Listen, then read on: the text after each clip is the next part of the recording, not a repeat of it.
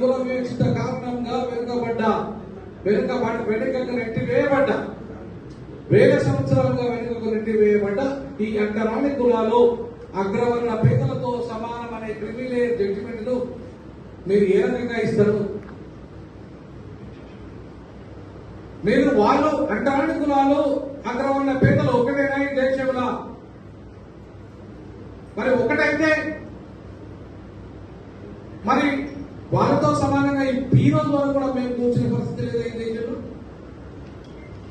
వాళ్ళతో సమానంగా అధికారాన్ని పంచుకునే పరిస్థితి లేదు ఈ దేశంలో, సంపదను పంచుకునే పరిస్థితి లేదు ఈ దేశంలో, వాళ్ళతో సమానంగా మొత్తం అవకాశాలను పంచుకునే పరిస్థితి ఈ దేశంలో లేదా ఇంకా 70 సంవత్సరాల తర్వాత కూడా.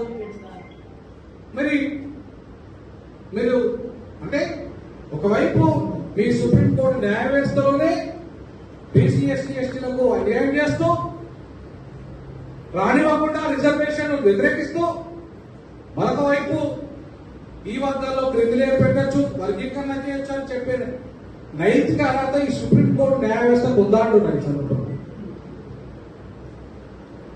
ఈ సుప్రీంకోర్టు న్యాయ వ్యవస్థకు ఉందా? ముందు వర్గీకరణ స్టార్ట్ కావాల్సింది ఎక్కడికి వెళ్ళి సుప్రీంకోర్టు నుండి మాత్రమే స్టార్ట్ కావాలి. ముందు రిజర్వేషన్ల వ్యవస్థ అమలు ఎక్కడికి వెళ్ళి స్టార్ట్ కావాలి? ఏ దేశాన్ని అయితే న్యాయాన్ని రక్షించాల్సిన ఉన్నత న్యాయస్థానాలు ఉన్నాయో, ఏ దేశంలోనైతే వేల సంవత్సరాలుగా అనగారిన వర్గాలకు న్యాయం చేసే ఒక న్యాయ వ్యవస్థ ఉందో ఈ దేశంలో, ఆ ఉన్నత న్యాయస్థానంలో రిజర్వేషన్లు అనుమతించే ఈ సుప్రీంకోర్టుకు అసలు రిజర్వేషన్ గురించి మాట్లాడే నైతిక అర్హత ఉందని నేనైతే భావించడం లేదు. అట్లాంటి సుప్రీంకోర్టు ఇవాళ ఏమని సన్నాయి నౌకలు అవుతుందంటే షెడ్యూల్ కులాలు షెడ్యూల్ తెగలు ఒకటి కాదని చెప్తున్నది. కులపరంగా ఒకటి కాదు. మీరు కూడా బ్రాహ్మణులు, మీ అగ్రవర్ణాలు కూడా ఒకటి కాదు. మీ దాంట్లో కూడా చాలా ఉన్నాయి. అగ్ర కులాలు అనేక రకాల తెగలు ఉన్నాయి, అనేక రకాల కులాలు ఉన్నాయి. మీరు కూడా ఒకటి కాదు. మరి మీరు ఎందుకు నాయకత్వం చేస్తున్నారు? మీకు ఇంత న్యాయ వ్యవస్థలో ఇప్పటికీ బ్రాహ్మణులే 60% ఎందుకు ఉన్నత న్యాయమూర్తులుగా ఉన్నారు? ఉన్నత న్యాయస్థానాల్లో అది హైకోర్టు నుండి కానీ, సుప్రీంకోర్టు కానీ, జిల్లా కోర్టు కానీ ఇప్పటికీ 60% బ్రాహ్మణులు మాత్రమే ఎందుకు ఆధిపత్యం చేస్తున్నారు? రిజర్వేషన్లు మీకు ఉన్నత న్యాయస్థానాల్లో రిజర్వ్ అయి ఉన్నాయా? మీకు రిజర్వేషన్ లేని వాళ్ళే 60% ఇంకా అనుభవిస్తున్నారే. రిజర్వేషన్లు ఉండి మేము ఎంతమంది సుప్రీంకోర్టులో ఈ న్యాయ వ్యవస్థలో ఉన్నాం. మాకు రిజర్వేషన్లు ఉండి ఎక్కడ ఉన్నాయి? మాకు ఉన్నత న్యాయస్థానాలు లేవు, మాకు ఉన్నత ఉద్యోగాలు లేవు, రక్షణ శాఖలో లేవు, రాజ్యసభలో లేవు, ఇంకా ఎక్కడ కీలకమైన శాఖలు ఎక్కడ లేవు. కానీ అంతగా మీరున్నారు. బ్రాహ్మణులే పూర్తి స్థాయిలో మీ జనాభా 3% అయితే 60% ఈ దేశ సంపదను అనుభవిస్తుంది మీరు కాదా? 60% ఈ న్యాయ వ్యవస్థలో ఉన్నది మీరు కాదా? 60% ఎగ్జిక్యూటివ్ వ్యవస్థలో ఉన్నది మీరు కాదా? ఇవాళ పాలన మొత్తం చీఫ్ సెక్రటరీ నుండి ప్రైమ్ మినిస్టర్ మొదలుకుంటే గ్రామ స్థాయి కార్యదర్శి వరకు మొత్తంగా ఈ పాలనా వ్యవస్థ అంతా బ్రాహ్మణులు అగ్రవర్ణాల చెప్పు చేతుల్లో లేదా? ఈ రోజు వరకు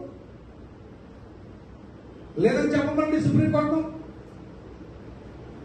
మరి గవాయ్ గారు బాబాసాహెబ్ అంబేద్కర్ కులము నుండి పుట్టిన గవాయ్ గారు ఇవాళ మాట్లాడతారు సన్నాయిల కులం కన్నా. ఆయన ఏమని మాట్లాడుతున్నారు? వారు ఆనరబుల్ గౌరవనీయులు జస్టిస్ గవాయ్ గారు క్రిమిలేయర్ అనేది అనివార్యంగా పెట్టాలని చెప్తున్నారు. 100% దాన్ని ఒప్పుకున్నాం.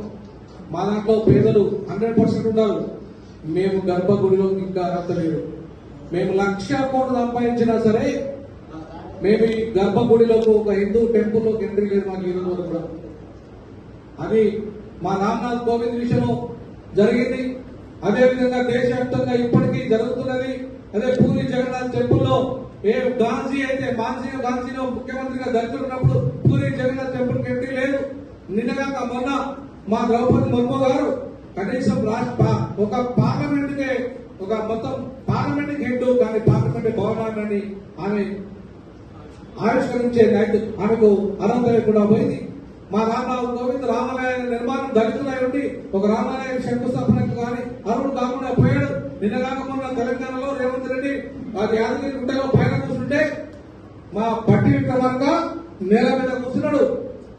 అలాగే నేను ఒక నెల 2 నెలల క్రితం నాకు నా చిన్న డబుల్ బెడ్రూమ్ ఆఫీస్ సరిపోతలేదు అని చెప్పేసి నేను ఒక ఇల్లు ఇక్కడ తీసుకోవాలని టూలెట్ కూడా ఒక రిటైనర్ ఉంటే అక్కడ పోయి నేను అడిగితే మాది కూడా బియ్యమని చెప్పేశాడు. ఒక ఉన్నత ఉద్యోగ, ఒక డీన్, హైయెస్ట్ పొజిషన్ 107 సంవత్సరాల చరిత్రలో నేను నా వయసులో ఆ బ్రాహ్మణుడు డీన్ కాలేదు. నా బ్రాహ్మణుడు అగ్రవర్ణాలు ఎవరు డీన్ కాలేదు నా వయసులో.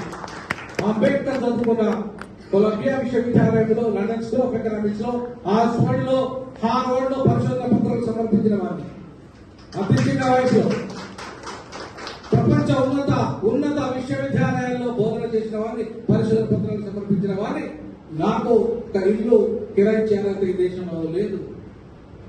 మరి నన్ను క్రిమినల్ నుండి ఎక్స్క్లూడ్ చేద్దామా? నాలాంటి వాళ్ళు ఈ సామాజిక అంటరానితనాన్ని, ఈ అంటరానితనం రూపుమాపనంత కాలం రాజ్యాంగ నిర్మాణ సభ ఒప్పుకోలేదు క్రిమినల్ ఇయ్యడానికి, ఇది వర్తించడానికి. ఈ కారు బయట పార్కింగ్ లో నంబరు 3249 దయచేసి ఇమ్మీడియట్ గా తీశారు. పోలీసులు పక్కనే ఉన్నారు. పక్క సందులో ఉందండి. పక్క సందులో ఉంది. 3249 స్విఫ్ట్ తెల్లది.